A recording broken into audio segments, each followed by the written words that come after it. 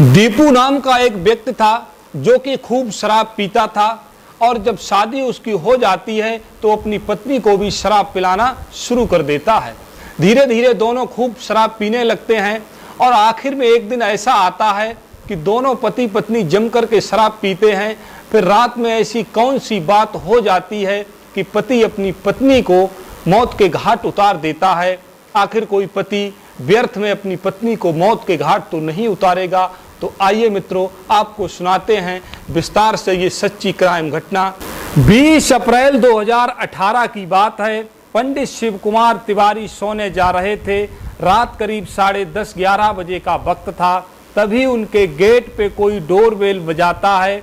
उसे सुनकर के वो तुरंत जाते हैं और जब गेट खोलते हैं तो उनकी जान पहचान के दीपू और उसकी पत्नी पूनम खड़े हुए थे। तो दीपू झुक कर के पंडित जी को प्रणाम करता है तो उसके मुंह से शराब की स्मेल आ रही थी। उसे देखकर पंडित जी को कुछ गुस्सा भी आता है। जब उसकी पत्नी की तरफ देखते हैं तो उन्हें स्पष्ट दिखाई देता है कि उसकी पत्नी भी दारू को पिए हुए थी। इसके बाद कहते हैं, कहिए मैं आपकी क्या सेवा कर सकता हूँ। तो दीपू कहता है, मैं अपने गांव से आ रहा हूँ, रात समय ज़्यादा हो गया है, अब मैं अपने कमरे पर जाने में असमर्थ हूँ, आप मेरी हालत देख ही रहे हो।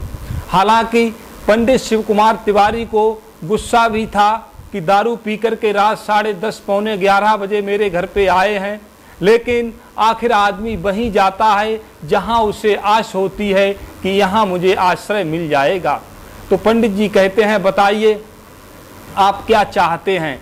तो दीपू कहता है कि मैं चाहता हूँ एक रात रुकने के लिए आप मुझे अपनी छत पर जगह दे दें। मैं अपनी चादर को बिछा लूँगा और अपने वस्त्रों को तकिया बना लूँगा। तो पंडित जी कहते हैं, ठीक है, आ जाओ, और जाकर के छत का रास्ता दिखा देते हैं और खुद गेट बंद करके अंदर से अपने बेडरूम में सोने चले जाते हैं। सुबह होने से ठीक पहले ही दीपू आता है और एकदम बदहवासी में कहता है, पंडित जी गेट खोलो। तो पंडित जी एकदम उठते हैं, क्या हुआ, तुमने रात में भी नींद मेरी खराब की, आखिर चैन से मुझे क्यों नहीं सोने देते हो। तो दीपू कहता है, पंडित जी पता नहीं मेरी पत्नी को क्या हो गया है, वो ना बोल रही है और ना ही उसकी नब्ज ठीक ठाक चल रही है। तो पंडित जी कहते हैं, चलो देखते हैं। जब वहाँ जाकर के देखते हैं, पंडित जी उसकी आँखों को देखते हैं तो आँखें इधर उधर बिल्कुल हिलडुल नहीं रही थी। इसके बाद उसकी नब्ज देखते हैं तो पंडित जी को स्पष्ट मालूम पड़ जाता है कि ये पूनम जो है मर चुकी है। उत्तर प्रदेश की राजधानी है लखनऊ और लखनऊ जैसे महानगर में एक मकान बनवाना भी बहुत बड़ी बात है। लेकिन पंडित शिव कुमार तिवारी के 2 मकान थे। एक मकान उनका हरदा में था जिसमें किराएदार रहते थे और एक मकान उनका था मुस्लिम नगर जानकीपुरम में, जहां पर वे परिवार सहित रहते थे। और उनका जो एक हरदा में मकान था वहां पे रहता था दीपू नाम का एक व्यक्ति, जिसकी पत्नी और 2 बेटियां और 1 बेटे के साथ रहता था। दीपू जो था लखनऊ से सटे हुए जिले सीतापुर की लकड़िया मऊ का रहने वाला था और रोजी रोटी के सिलसिले में लखनऊ में वह रंगाई पुताई के ठेके का काम करता था।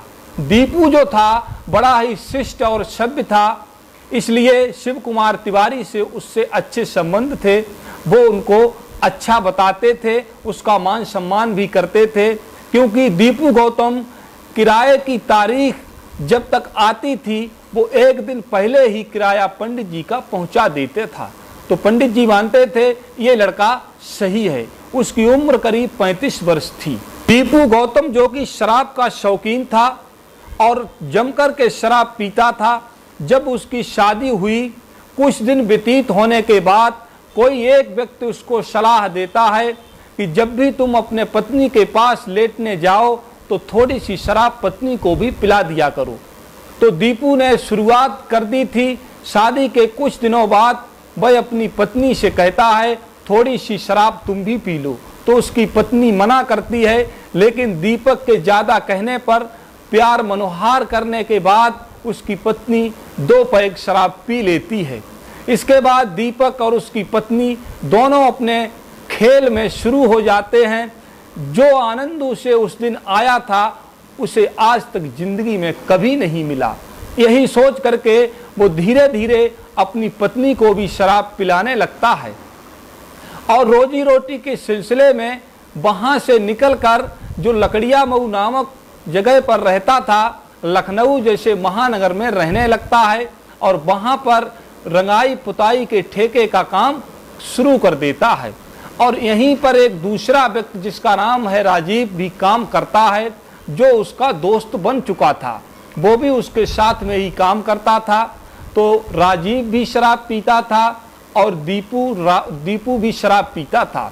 तो दोनों कभी कभी तो घर के बाहर शराब पीते थे, जम करके मौज मस्ती करते थे, और कभी कभी घर के अंदर आते थे और वहीं शराब पीते थे। तो एक दिन उसकी पत्नी भी वहीं बैठ गई और वो भी शराब पीने लगती है और उन दोनों को अपने हाथ से पैक बना करके देने लगती है। जब एक सुंदर औरत उसको शराब पिलाए तो दोनों का मजा ही निराला हो जाता है, बड़े खुश होते हैं और जम करके दारू पीने लगते हैं। इस तरह से उनकी जिंदगी आगे को बढ़ रही थी और दीपू और दूसरा जो राजीव था वो उसी के साथ रहने लगता है। उनकी जबरदस्त यारी हो चुकी थी, साथ साथ शराब पीते थे, साथ साथ काम करने लगते थे। इस तरह से एक साथ ही दोनों रहने लगते हैं। और एक दिन ऐसा हुआ कि तीनों जबरदस्त शराब पीते हैं, उसकी पत्नी पूनम, दीपू और राजीव, और तीनों वहीं पर लेट जाते हैं बगैर खाना खाए, क्योंकि उनको नशा बहुत अधिक हो चुका था। जब लेट जाते हैं, रात को करीब 12-1 बजे का समय था। राजीव को प्यास लगती है तो वो उठ कर के पानी पीने के लिए जाता है। तो वह एक रास्ते में जो नज़ारा देखता है उसकी आंखें फटी की फटी रह जाती हैं, उसके अंदर काम वासना जाग जाती है। वो देखता है कि जो उसकी पत्नी पूनम लेटी हुई थी, उसका दोस्त भी लेटा था, लेकिन उसका दोस्त जो था उस समय खर्राटे मारकर सो रहा था और उसकी पत्नी पूनम, जिसकी साड़ी जांघों तक ऊपर उठी हुई थी, तो ऐसा नज़ारा देखकर उसके मन में काम वासना बुरी तरह से जाग चुकी थी। तो वो जाता है और पानी निकाल कर पीता है। इसके बाद मन में सोचता है क्यों न आज सेक्स का आनंद लिया जाए, प्रयास करके देखता हूँ, अगर कुछ होगा तो देखा जाएगा। यही सोच करके वो उसके पास लेट जाता है और धीरे धीरे अपने हाथ पैर चलाना शुरू कर देता है। इसके बाद अंत तब होता है जब उसकी पत्नी भी खुश हो जाती है और दोनों जबरदस्त सेक्स के सागर में आनंद लेने लगते हैं। इसके बाद उस दिन तो बात समाप्त हो जाती है, लेकिन कुछ दिनों के बाद लगातार वो ये काम करने लगते हैं। इसके बाद एक दिन वो भी आता है, जैसा कई मामलों में होता आया है। उसका पति अपनी पत्नी पूनम और अपने दोस्त राजीव को सेक्स के सागर में गोते लगाते हुए पकड़ लेता है। तो अपने दोस्त को बहुत भला बुरा कहता है, उसको भगा देता है और अपनी पत्नी को भी मारता पीटता है। लेकिन इसके बावजूद उसका दोस्त और उसकी पत्नी को तो सेक्स का चस्का लग चुका था, वो किसी कीमत पर मानते नहीं हैं और कहीं न कहीं मिलने लगते हैं। जब दीपू पूरी तरह से ये जान चुका होता है कि उसकी पत्नी और उसका दोस्त किसी भी कीमत पर ये मानने वाले नहीं हैं, ये लगातार मिलते रहते हैं, तो वो मन में अपने एक उपाय सोचने लगा, क्यों न मैं अपनी पत्नी को जान से मार दूं। यही सोचकर एक दिन वो अपनी पत्नी को लेकर उसके गांव से दावत का निमंत्रण आया था, वहां पे जाता है और 2-3 दिन वहां पे रुकता है। इसके बाद 19 तारीख को वहां से पत्नी के साथ चला आता है और बच्चों को अपने रिश्तेदारी में छोड़ देता है और एक दोस्त के यहाँ रुकता है। रात को 20 तारीख को करीब 10:30-11 बजे के करीब पंडित जी के यहाँ आता है और सुबह को जो पंडित जी देखते हैं तो उनको वो मृत मिलती है।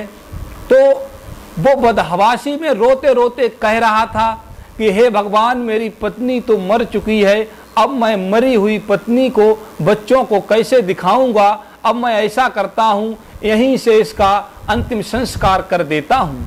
तो पंडित जी को मन में शंका होने लगती है कि आखिर ये अपने परिजनों के पास इस लाश को क्यों नहीं ले जाना चाहता है, यहीं से अंतिम संस्कार क्यों करना चाहता है। और अगर इसने दारू पी और इसकी पत्नी ने भी दारू पी, अगर दारू जहरीली होती तो इसकी पत्नी अगर मर गई तो इसको गंभीर रूप से बीमार तो होना चाहिए था। इसका मतलब इसमें दाल में कुछ काला है। यही सोच करके पंडित जी उसकी पत्नी को उसको छत पे छोड़ के नीचे आ जाते हैं और पुलिस को फोन करते हैं। पुलिस मौके पर पहुंच जाती है। इसके बाद पंचनामा भर के लाश को पोस्टमार्टम के लिए भेज दिया जाता है और वहां से अगले ही दिन शॉर्ट रिपोर्ट आ जाती है। अगले दिन नहीं, उसी दिन आ जाती है। तो उसमें स्पष्ट हो जाता है कि गला दबा करके इसकी हत्या की गई। हालांकि दीपू ने बड़ा प्रयास किया किसी तरह से मैं बच जाऊं और पत्नी को मृत्यु के घाट भी पहुंचा दूं, लेकिन पंडित जी जो थे बड़े होशियार थे, उन्होंने उसको पकड़वा दिया और आखिर एक कातिल चाहे कितनी भी चालाकी करे, कहीं न कहीं सबूत छोड़ ही देता है, तो वो पकड़ा जाता है। मित्रों, कैसी लगी मेरी कहानी हमको बताना, और चैनल अगर सब्सक्राइब ना हो तो चैनल को सब्सक्राइब जरूर कर लेना। धन्यवाद मित्रों।